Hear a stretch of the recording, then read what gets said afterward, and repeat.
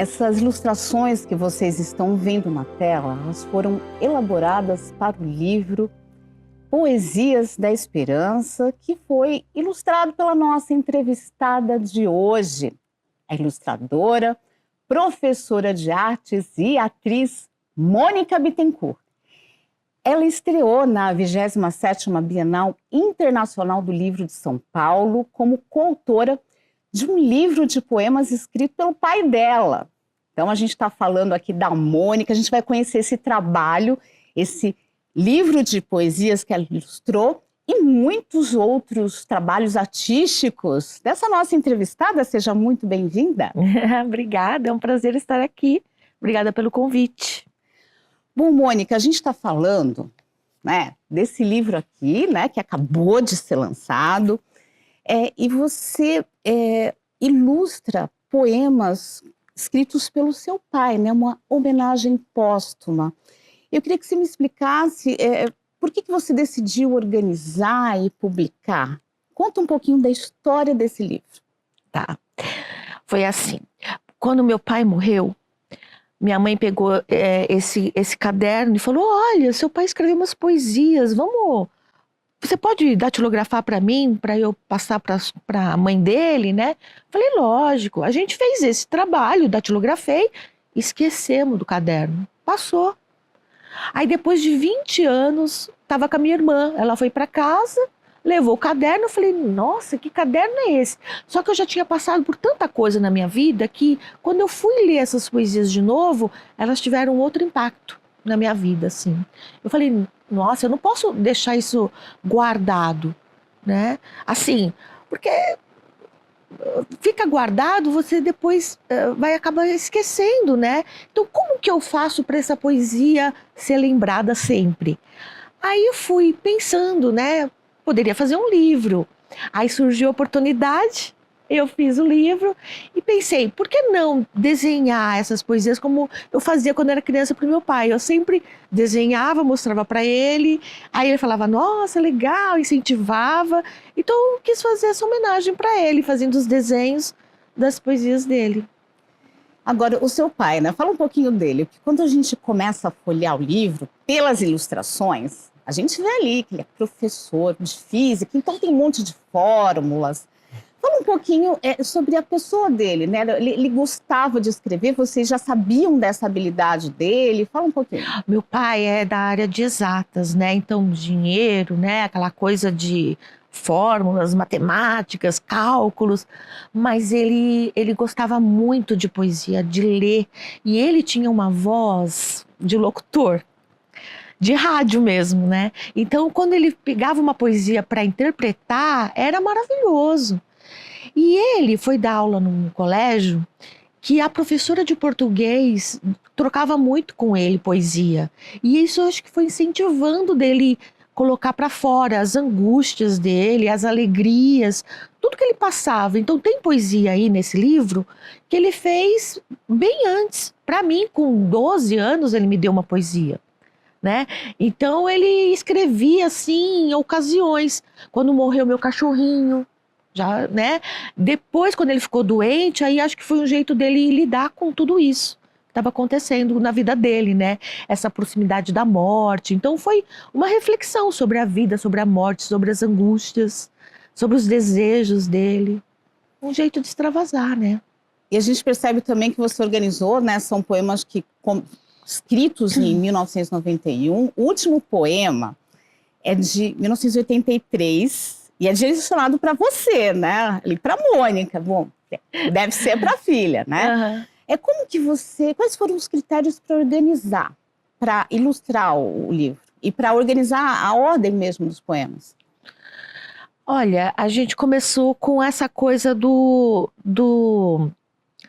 dia a dia dele, dessa coisa primeiro da morte muito eminente. Então ele começa a falar do pessimismo dele, dessa coisa, e a gente foi deixando mais suave mais no final, com as poesias que ele fez antes de estar tão doente. Então são umas poesias, eu acho assim, mais felizes, assim, porque não tem como, se eu pegar esse livro e eu for ler as poesias do começo, eu vou chorar. Eu me emociono muito com o livro de poesias dele.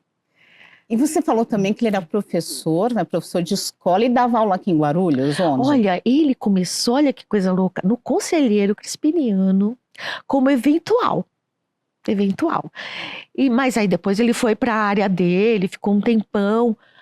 Aí depois ele voltou a dar aula num colégio particular, Colégio Guilherme de Almeida. E lá que ele conheceu a professora Sônia, que é essa de português, e aí começou a desenvolver bastante as poesias. Então aí ele começou a escrever. Agora me conta uma coisa, você, com as suas ilustrações, acaba dando vida para os textos. Como que foi esse processo de ilustrar os poemas? Como que você fez, assim, né? Era uma coisa de cada vez? Como que vinham as ideias? Foi um processo dolorido, né? Então, por exemplo, tinha poesias que eu ficava assim, às vezes, eu chorava, passava um tempo, falei, amanhã eu vou estar melhor. Lia de novo, chorava, falei, não, tem que vir alguma ideia. Passava um tempo, aí vinha, o que eu vou fazer? Vinha a ideia, a cena. Falei, eu vou pintar isso. Tenho certeza. Aí vinha aquela confirmação dentro de mim, aí que eu pintava. Você falou que pintava. Qual foi a técnica que você usou para fazer as ilustrações? Olha, foi aquarela. Foi a material. A gente estava no meio da pandemia, né? Quando eu comecei a trabalhar bastante com aquarela, a gente preso dentro de casa. Então, fui aprender técnicas novas, né? E tem muito a ver com controle. A água a gente não controla. Quando você está pintando, mexendo com as cores, você não tem controle se a água borrar, sair para fora. E a gente estava numa situação sem controle. E a morte do meu pai foi uma coisa que não teve controle também. Então eu acho que o material tinha a ver com toda essa situação, né, da própria poesia dele. E os temas? Eu vi que você desenhou, pintou ali uns samurais, gatos, inclusive também o seu pai, né, dando aula. Como que foi escolher os temas? Você lia o poema e de repente vinha uma ideia? Então, tem algumas poesias que meu pai é muito espiritualista, né? A gente perdeu um irmão, eu perdi um irmão eu tinha 2 aninhos, ele morreu dormindo. Então foi uma morte um pouco, assim, complicada para a família lidar. E a espiritualidade, essa coisa mais espiritual, foi uma saída, né, dele para conseguir encontrar paz, de saber que a vida não acaba aqui. Ela vai continuar de alguma maneira diferente, que a gente não sabe qual é. E aí tem muitas poesias dele que ele se via samurai, né, fazendo harakiri, por exemplo. Ele tinha muita dor de estômago, ele tinha uma dor nas costas, que ele falava assim, ai, quando eu era romano, eu larguei o exército e voltei sozinho, cruzando o rio, e me mataram, olha que trouxa que eu fui. Então ele tinha umas memórias dele, da vida que ele teve anteriormente.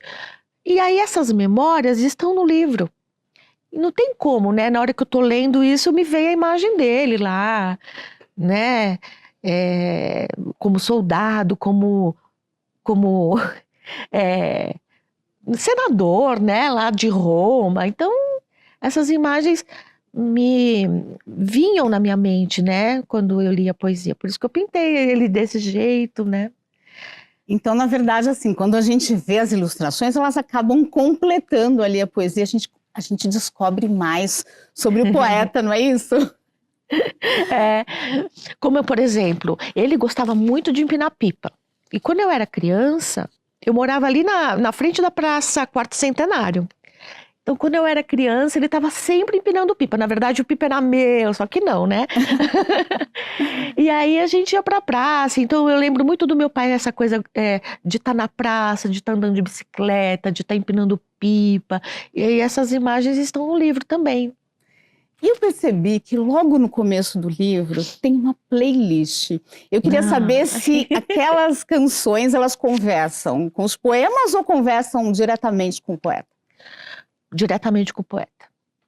Era assim, era hábito em casa, bem cedinho, sábado, 8, 9 da manhã, já colocava uma música, então acordava com esses boleros, acordava com Tim Maia. E meu pai gostava muito de viajar.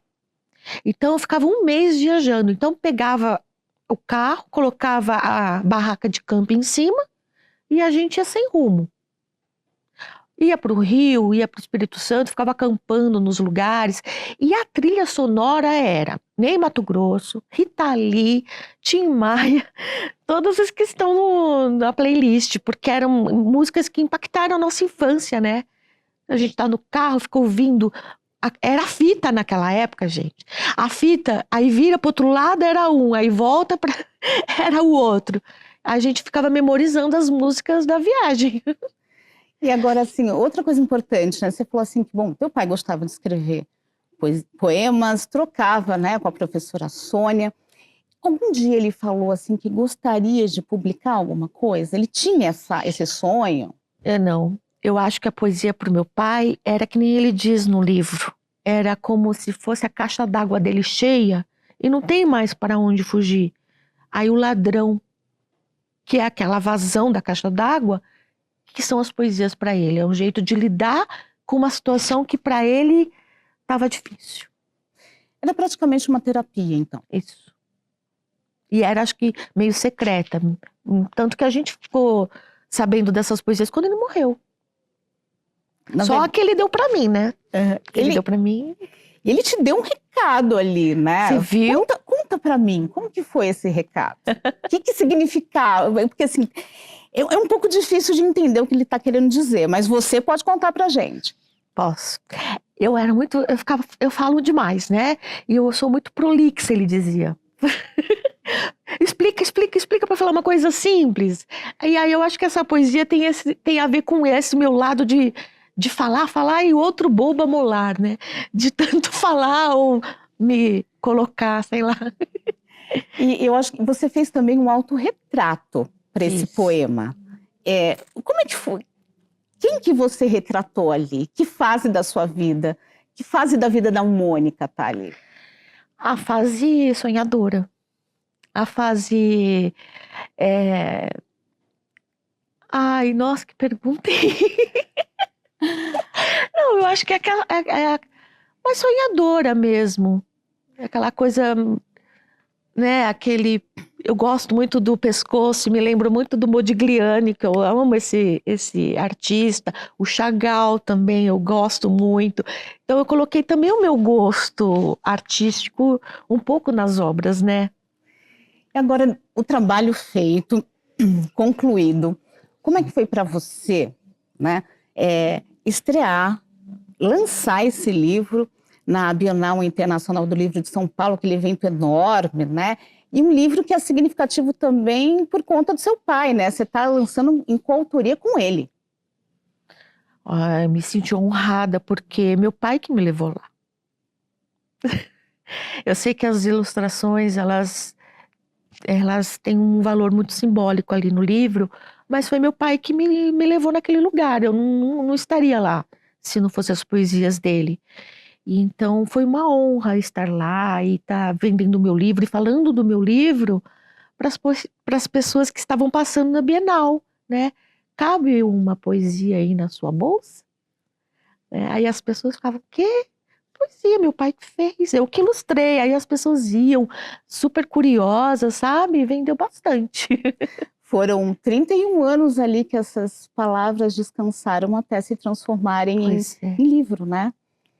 Eu li uma poesia, eu não vou lembrar dela agora, mas fala que para a gente guardar uma coisa, é bom a gente publicar. Porque quem guarda em cofre, esconde a coisa amada. Mas quem publica, mostra, aí ela ganha vida, ela ganha o mundo, né? Bom, e a gente vai continuar falando de trabalhos publicados, né? E também de peças, mas tudo isso no próximo bloco. Você que está acompanhando o programa, não saia daí, porque a gente volta já já.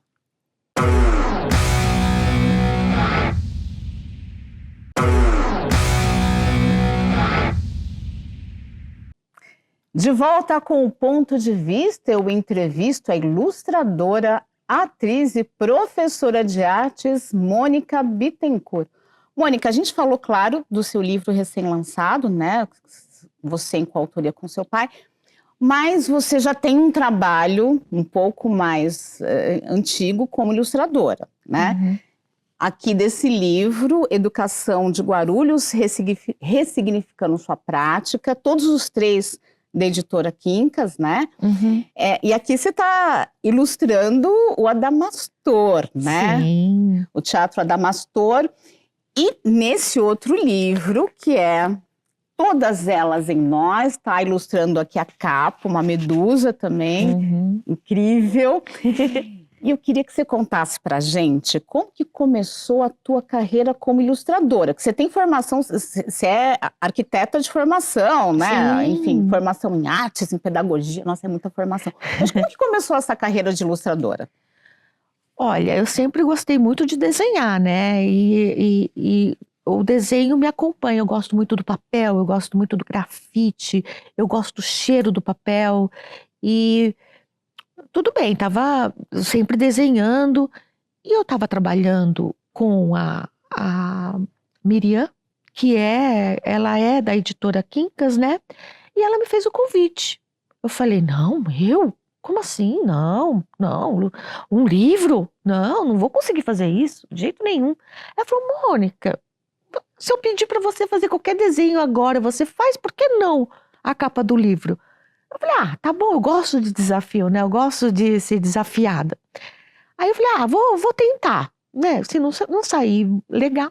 E aí foi uma delicinha fazer, porque o Adamastor é um projeto que eu gosto do Rui Otaki, né?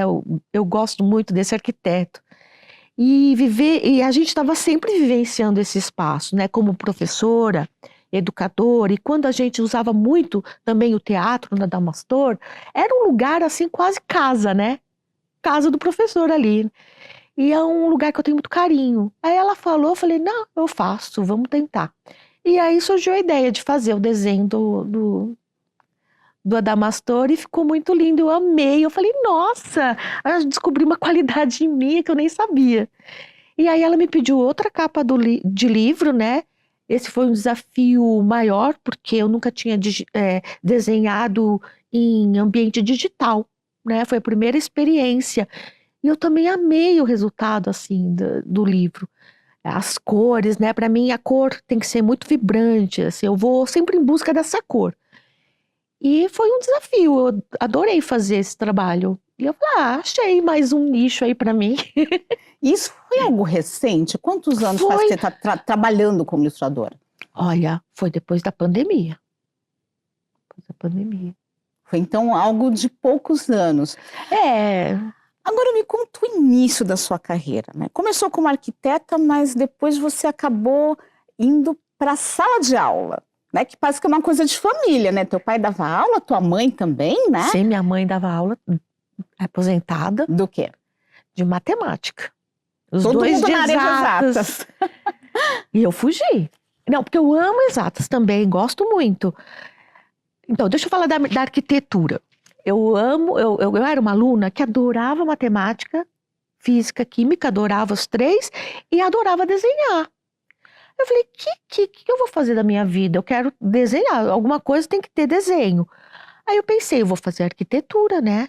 Porque a arquitetura é o desenho com a matemática. Eu acho que né, a física das coisas, tudo. E aí fui ser arquiteta, uma profissão que eu amo, trabalhei bastante tempo como arquiteta, tentando um nicho no mercado, e eu tive gêmeos no finalzinho da faculdade, então foi um processo de trabalho muito complicado, porque no começo da carreira eles querem que você dê o sangue, né? E eu tinha os meninos pequenininhos tendo que voltar regradinha para casa, e aí eu ficava só naqueles trabalhos que eles queriam, projetistas, vendedora de imóveis, ai meu Deus, né? Eu falei, não, eu queria desenhar casa, se bem que como estagiária eu fiz algumas casas aqui em Guarulhos, né? Desenhei e eu passo por elas às vezes, assim, eu fiz o telhado dessa, essa aqui eu fiz a janela, eu projetei esse espaço. Então foi uma delícia trabalhar, mas eu precisava de uma coisa estável. E arquiteto é sempre essa coisa flexível, autônomo, né? Não quer registrar. Eu queria uma coisa mais certa. Não sabia o que eu ia fazer. Surgiu uma oportunidade de trabalhar com educação infantil num contraturno. Então as crianças tinham aula com a professora e no contraturno elas iam brincar de teatro, de pintura, de imaginação, de leitura de livro, a gente ia contar historinha. Era o contraturno. Então me chamaram, eu falei, ai, será? Eu ia ganhar a mesma coisa trabalhando em Guarulhos, sendo que eu ficava para ir para São Paulo, perdia às vezes 2 horas, e eu ia ganhar mais trabalhando meio período. Beleza. Eu falei, nossa, então eu vou. Foi uma experiência, eu amei as crianças, assim, toda essa parte, eu falei, eu vou arquitetar mentes. Por que não? E foi assim, eu me apaixonei pela educação. E aí eu falei, quer saber? Vou fazer a licenciatura, vou me aprofundar, e fiz pedagogia, fiz concurso público, e entrei no Estado e na Prefeitura. Aí eu exonerei o Estado agora e continuo na Prefeitura de Guarulhos como professora. Arquitetando mentes artísticas. Isso. Agora, você também, além disso, acabou migrando para o teatro, né? Foi estudar artes cênicas. Conta pra gente como que você começou fazendo cenários, né, como cenógrafa. Como que começou esse relacionamento com o teatro? Foi muito interessante. Eu entrei na prefeitura de Guarulhos, numa escola muito longe. Não tem nada ali. Não tem nem EJA mais agora lá. É o Bambi, a escola Manuel Rezende. Rezende, acho que é Rezende. E lá estava com um professor de teatro dando aula para adolescentes, 15, 16 anos, na EJA. Eu falei, tá, e entrei lá para dar aula de artes também, tinha já esse professor. Ele falou, você pode me ajudar com essa turma, ser minha assistente nessa peça que eu estou montando? Que eram conversando sobre, que ele ia apresentar, e as crianças estavam falando da violência que elas sofriam, das drogas que rondavam o ambiente delas, e foi um trabalho incrível. Aqueles adolescentes, eles se transformaram com a peça. Porque acho que reviver aquilo, você também trabalha aquilo dentro de você, né? Eu achei o trabalho incrível. Eu falei, é isso, eu quero isso.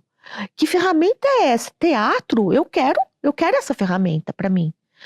E aí comecei a me aprofundar e gostava muito de trabalhar com peças na sala de aula. E aí teve a mostra, teve peça Morte e Vida Severina, em Guarulhos. E aí eu fiz os personagens da peça em gesso com os alunos. Então a gente construiu, pegava a perna de um, braço do outro, rosto de um, e a gente montava lá o Severino da peça, né? E foi um trabalho gostoso, eu gosto de fazer essas coisas. E aí eu fui me envolvendo cada vez mais no teatro. A gente fez uma peça em 2009 sobre DST-AIDS. E a peça ficou incrível, a gente fez com os alunos várias coisas sobre doenças e tudo mais. Foi muito gostoso, envolveu a escola inteira, os professores do ciclo 1, do ciclo 2, até a coordenadora estava no meio lá da gente, a vice, todo mundo trabalhando no refeitório, fazendo cenário para peça e ensaiando. Foi muito incrível. Eu falei, eu tenho que fazer isso profissionalmente, né? Eu tenho que entrar nesse meio. E foi aí que eu decidi fazer o Teatro Escola Macunaíma. Foram 4 anos e meio, me formei. Uau. E não quero sair dessa área. E qual foi a primeira peça que você atuou como atriz? Olha, a gente fez uma peça chamada Arrasto Atrás, do Jorge Andrade. Eu acho que eu posso dizer que essa foi Teve várias outras, mas que foram cenas, né? Casos de família, foi cena. Mas essa foi uma peça que a gente leu inteira e foi muito interessante o processo. E tem alguma outra que te marcou mais? Porque quanto tempo faz? Já me conta quanto tempo faz e se teve algum trabalho que te marcou aí nessa trajetória. O que me marcou mais foi fazer Plínio Marcos. Foi a peça... É que o anão do cara grande. Qual que é a história?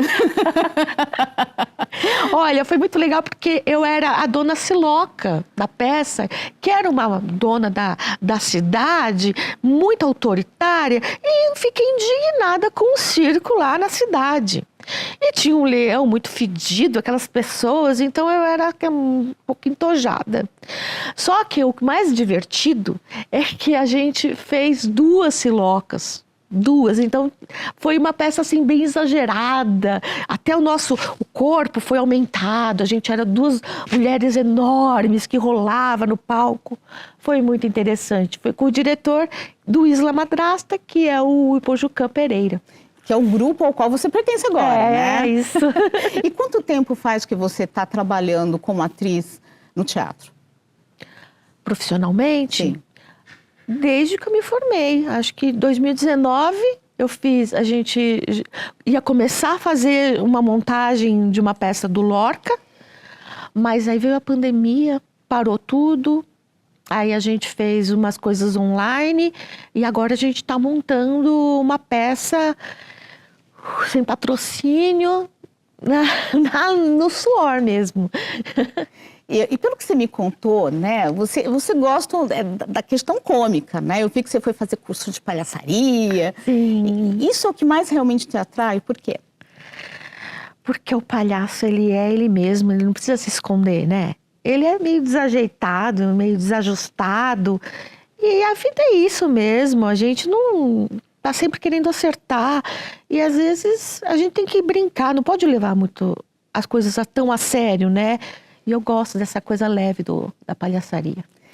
E tem peça que vai entrar em cartaz em outubro, dia 13 e 20 de outubro, dia 10 e 17 de novembro, que é Maria Vai Sem Eles. Eu queria que você contasse para mim a história e qual que é a sua personagem. Olha, essa peça é muito divertida. Ela se dá num caminhão-palco. A gente monta o cenário no caminhão e a gente leva para a rua. Então a gente está ensaiando numa praça, essa peça, e a gente vai apresentar no Parque da Luz. E essa peça é de uma mulher de meia idade, que está com tanta coisa em casa, que são as memórias dela, que ela não consegue ser ela mesma. E é uma peça surreal. Então, de repente, ela começa a ver pessoas saindo da parede da casa dela, homens.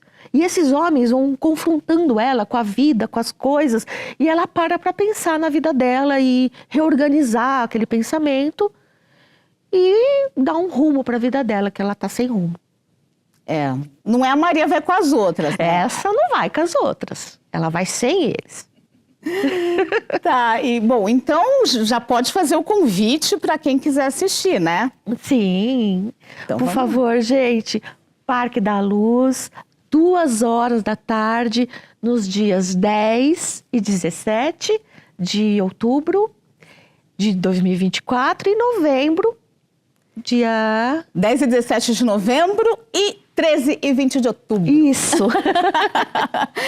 Agora, quem ficou interessado no livro Poesias da Esperança, como é que faz? Pois é, ele estará disponível digital e fisicamente nas plataformas, mas ainda não coloquei, mas vou colocar. É isso aí. Foi uma delícia conversar contigo. Parabéns aí pelo seu trabalho e Obrigada. Sucesso na peça. Obrigada. Foi um prazer. É isso aí, gente. Eu agradeço também a sua audiência, você que ficou com a gente acompanhando o programa. Te convido para assistir as próximas edições do Ponto de Vista. Até lá!